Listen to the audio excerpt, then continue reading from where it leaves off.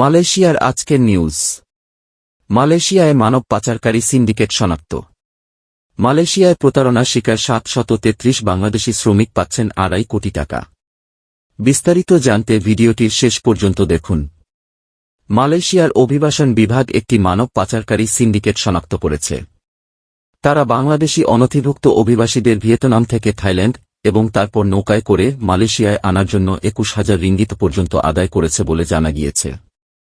শনিবার দেশটির সিনার হারিয়ানে দেয়া এক সাক্ষাৎকারে ইমিগ্রেশন ডিরেক্টর জেনারেল রুসলিন জুসোহ এ তথ্য জানান। তিনি বলেন, বৃহস্পতিবার রাজধানী কুয়ালালামপুরের জালান সুলতান ইসমাইলের একটি বাসভবনে অভিযান চালিয়ে সিন্ডিকেটটি শনাক্ত করা হয়। রুসলিন জুসোহ বলেন, পুত্রজায়া ইমিগ্রেশন সদর দফতরের গোয়েন্দা ও বিশেষ অভিযান বিভাগ স্থানীয় সময় সন্ধ্যা 7:02 একটি অভিযান চালায়।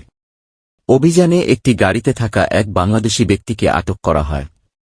লোকটি পার্কিং এলাকা থেকে দ্রুত গতিতে পালানোর চেষ্টা করেছিল। রুসলিন আরও বলেন, 33 বছর বয়সী ওই ব্যক্তি একজন পরিবহনকারী ছিলেন বলে ধারণা করা হচ্ছে। তার সাথে গাড়িতে থাকা অনথিভুক্ত আরও 2 বাংলাদেশিকে আটক করা হয়েছে। গাড়ি থেকে আটক ব্যক্তিদের কাছ থেকে পাওয়া তথ্যের ভিত্তিতে একটি বাসভবনে অভিযান চালানো হয়। এ সময় বৈধ ভ্রমণ নথি বা পাস ছাড়া আরও 5 বাংলাদেশি নাগরিককে আটক করতে সক্ষম হয় তারা। অভিযানকারী দল 10টি বাংলাদেশি পাসপোর্ট, 3টি মোবাইল ফোন, নগদ 500 রিঙ্গিত এবং অভিবাসীদের পরিবহনে ব্যবহৃত একটি পেরোডুয়া মাইরি জব্দ করেছে। প্রসঙ্গত, প্রাথমিক তদন্তে জানা গেছে সিন্ডিকেটটি 2 মাস ধরে কাজ করছে। পরিবহনকারীকে ব্যক্তি পাচার বিরোধী এবং অভিবাসী আইন 2007 এর ধারা 26 এর অধীনে তদন্ত করা হচ্ছে। আটক 21 থেকে 38 বছর বয়সী অভিবাসীদের অভিবাসন আইন 195963, পাসপোর্ট আইন 1966 এবং অভিবাসন বিধিমালা 1963 এর অধীনে তদন্তের স্বার্থে আটকদের পুত্রজায়া ইমিগ্রেশন ডিপোতে রাখা হয়েছে।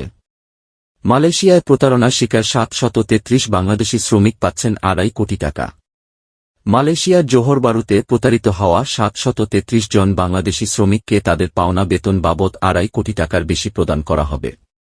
দেশটির শ্রম বিভাগ জানিয়েছে, অপরিশোধিত বেতনের পরিমাণ 1,35,557 রিঙ্গিত, যা বাংলাদেশি অর্থে 2.5 কোটি টাকারও বেশি। মালয়েশিয়ার মানব সম্পদ মন্ত্রণালয় শুক্রবার এক বিবৃতিতে জানিয়েছে, কর্মসংস্থান আইন 1955 এর ধারা 694 অধীনে জোহর শ্রম অধিদপ্তর নিয়োগকর্তাকে দায়রা আদালতে এনে শ্রম আদালতের জারি করা আদেশ কার্যকর করবে। গত ফেব্রুয়ারিতে জোহর বারুতে 733 জন বাংলাদেশি শ্রমিকের খোঁজ মেলে। তাদেরকে প্রায় 4 মাস ধরে বিনা বেতনে কাজ করানো হচ্ছিল এবং প্রতিশ্রুত কাজও দেয়া হয়নি। এর আগে 5 ফেব্রুয়ারি জোহর শ্রম অধিদপ্তর এই শ্রমিকদের বেতন পরিশোধ করার জন্য 4-5 দিনের সময় বেঁধে দিয়েছিল। তবে সেই সময় নির্ধারিত টাকা পরিশোধ করেনি কর্তৃপক্ষ। মন্ত্রণালয় জানিয়েছে, অভিযুক্ত কোম্পানিটির বিরুদ্ধে চলা 10টি তদন্তের মধ্যে 4টিতে মামলার অনুমতি দেয়া হয়েছে। বাকি 6টি অধিকতর তদন্তের নির্দেশ দেয়া হয়েছে। এছাড়াও কোম্পানিটিতে বিদেশি কর্মী নিয়োগের কোটা প্রত্যাহার করা হয়েছে এবং নিয়োগকর্তাকে নতুন বিদেশি কর্মী নিয়োগের ক্ষেত্রে কালো তালিকাভুক্ত করা হয়েছে। মন্ত্রণালয় আরও জানিয়েছে, একটি বিশেষ নিয়োগকর্তা পরিবর্তন প্রক্রিয়া PTM এর মাধ্যমে 692 জন ক্ষতিগ্রস্ত বাংলাদেশি কর্মীকে এরই মধ্যে নতুন কর্মস্থলে নিয়োগ দেয়া হয়েছে।